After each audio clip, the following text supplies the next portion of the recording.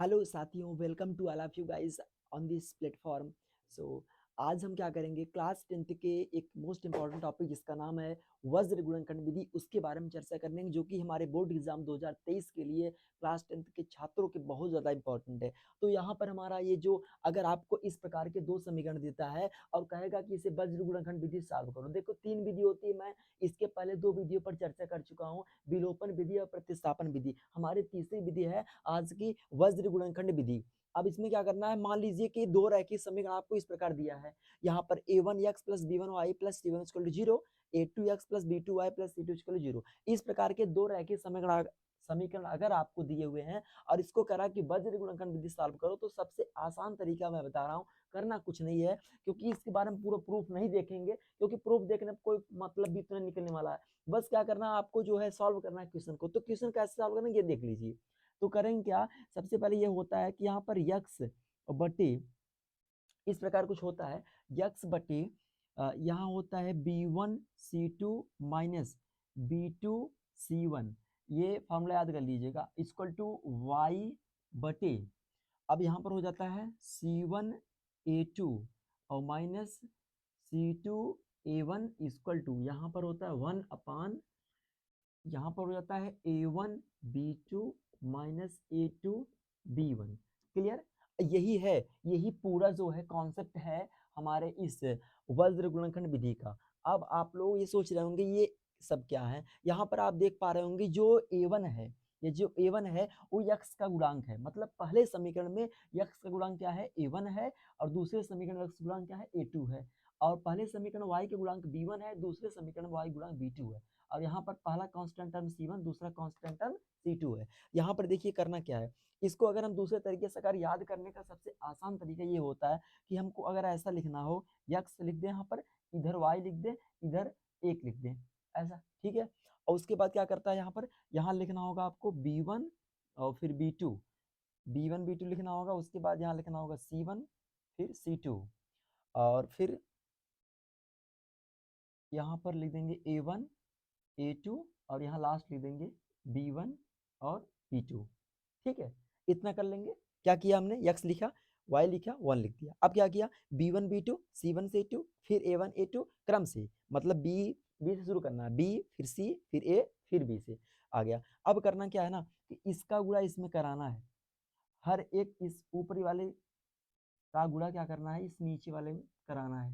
ठीक है, गुणा कराएंगे, उसके बाद माइनस लगा के अब नीचे से ऊपर लेके जाएंगे, तो घटाएंगे, ध्यान रखा, जब भी हम लोग इस नीचे से ऊपर जाएंगे तब घटाएंगे, अगर ऊपर से नीचे आएंगे तो गुणा करने के बाद, फिर जब नीचे से ऊपर जाने लगेंगे तो माइनस करके इसका गुणा करने पर माइनस करेंगे। ठीक, यहाँ देखिए यही हुआ है, यहाँ क्या हुआ, b1c2, फिर देखिए माइनस है नहीं है, तो नीचे से ऊपर जाएंगे तो माइनस लगेगा, माइनस b2c1 यहाँ, ठीक है, इक्वल टू वाई, या वाई था ही, वाई के बटन क्या लिखेंगे फिर यहाँ पर, अब ये वाला कॉन्सेप्ट c1a2, ठीक है, c1a2 देखिए यहाँ पर माइनस, क्योंकि अब फिर नीचे से ऊपर जा रहा है तो माइनस लगाएंगे, c2a1 हो जाएगा। ठीक है, फिर इक्वल टू, ये देखिए 1 है तो 1 अपान क्या लिखेंगे, फिर ये a1b2, ठीक है, a1b2 माइनस a2b1।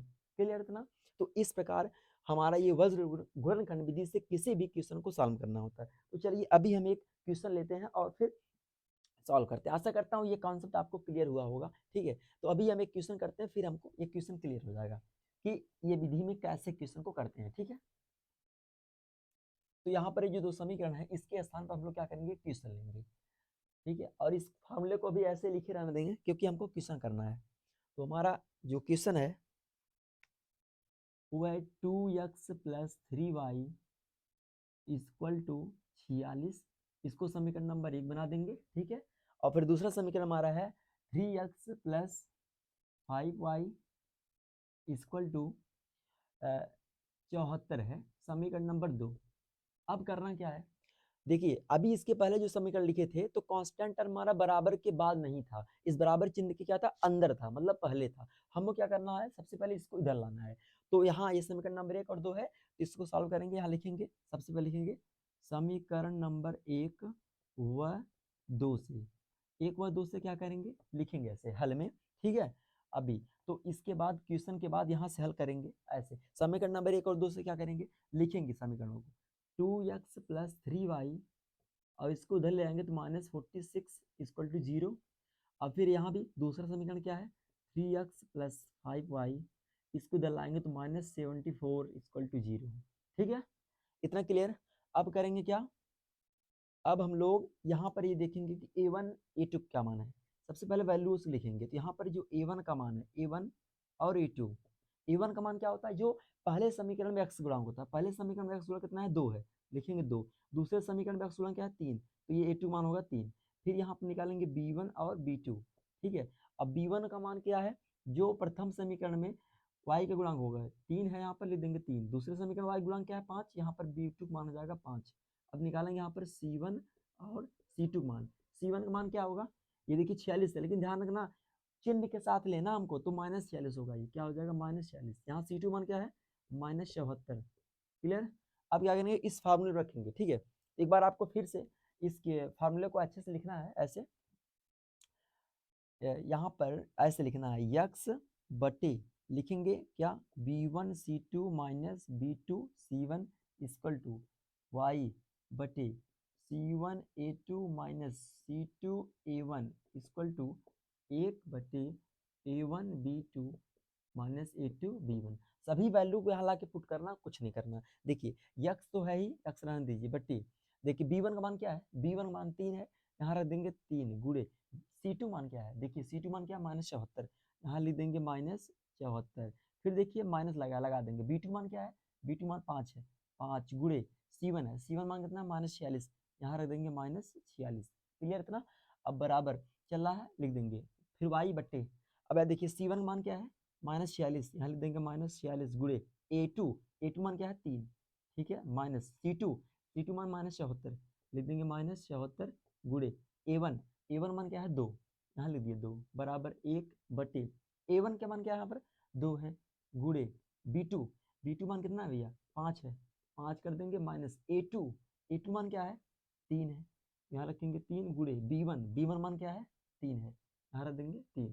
आशा करता हूँ सभी वैल्यू को आप ऐसे पुट कर पा रहे होंगे, और करने के बाद करना कुछ नहीं है, बस खाली कैलकुलेशन करना है। ठीक है, अभी हम ऊपर के इसको इरोज करके आपको लेकर रहा हूँ इसको। ठीक है, इस फॉर्मूले को यहाँ मिटा दे रहा हूँ, आप देखिएगा ध्यान से करना क्या है। अब ये यक्स है ना, यहाँ ऊपर मैं लिख रहा हूँ यक्स बटी, अब गुणा कराइए बस खाली। अब ये देखिए 3 गुणे -74 है, गुणा कराएंगे कितना होगा, 4 तिहाई 12 के 2 हो जाएगा, उसके बाद 7 त्रिक 21 एक 22 हो जाएगा ना, तो यहाँ हो जाएगा 222, माइनस में होगा ध्यान रखिएगा। ठीक है, उसके बाद फिर माइनस यहाँ लगा है तो लगा देंगे। अब देखिए माइनस माइनस गुणा हो क्या हो जाएगा, यहाँ पर प्लस हो जाएगा। अब गुणा करिए 5 का 46 में, तो 5 6 के 30 हो जाएगा।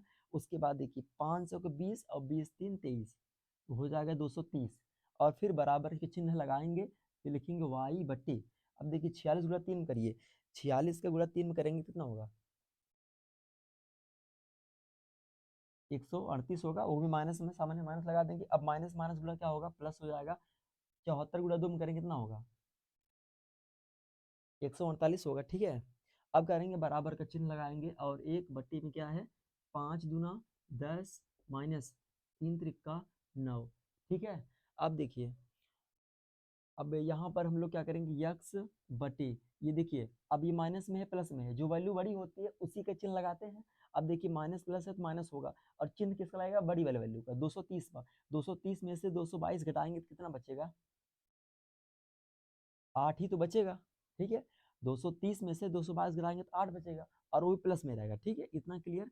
अब देखिए बराबर वाई, ये वाई बट्टे, माइनस में देखिए यहाँ पर माइनस में है 138 और प्लस में 148, तो बड़ा कौन सा है 148, तो इसके सामने यहाँ जो भी आंसर आएगा वो प्लस में आएगा। तो 148 में से क्या करेंगे, 138 घटाएंगे तो क्या आएगा, 10 आएगा। ठीक है, देखिए 8 में से 8 डालेंगे 0, और 4 में से 3 का 1। ठीक है, बराबर 1 बट्टे, या 1 बट्टे 10 में से 9 घटाएंगे कितना आएगा 1। इसका मतलब ये मिला जुला के 1 ही तो होगा। अब देखिए आगे हम यहाँ पर कर रहे हैं। ठीक है, तो यहाँ पर अब कुछ नहीं करना है। अब एक बार इसको, एक बार मैं लिख रहा हूँ यहाँ पर यक्स बट्टे 8 बराबर वाई बट्टे 10 बराबर 1, ये एक भाग देंगे 1 ही तो आएगा।